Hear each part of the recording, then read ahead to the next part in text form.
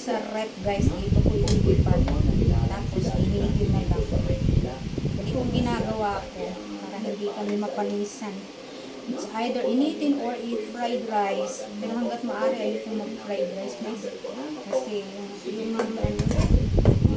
mantika ba, ganyan lang. Routine, every ganitong gabi na, sa isna, hindi na ako magsasaing, lagay ko, isi-secure ko na ito sa ref. Pagka, hindi ko muna siya ilalagay ngayon, kakain pa ako.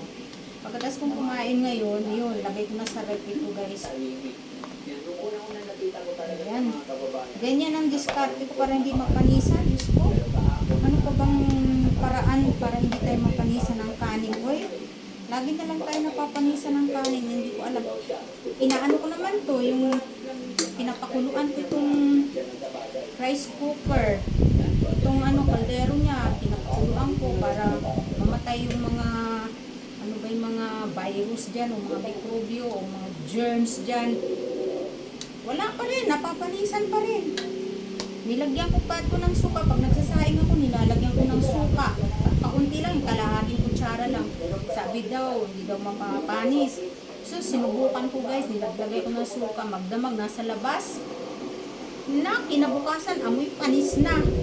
Masayang. Buti na lang, kunti na lang. Kaya ngayon, hindi na talaga ako maniniwala dyan. Diretso na agad to sa ref. Ganyan guys. Ganyan ang gawin ninyo.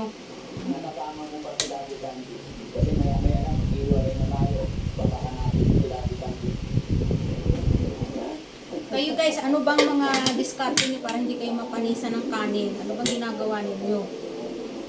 Sige, comment lang kayo guys ha, para malaman ko rin kung baka may iba pang paraan para hindi mapanisan. Thank you for watching. God bless. Panginoon, ako'y kasantapan lang ng kami ng anak.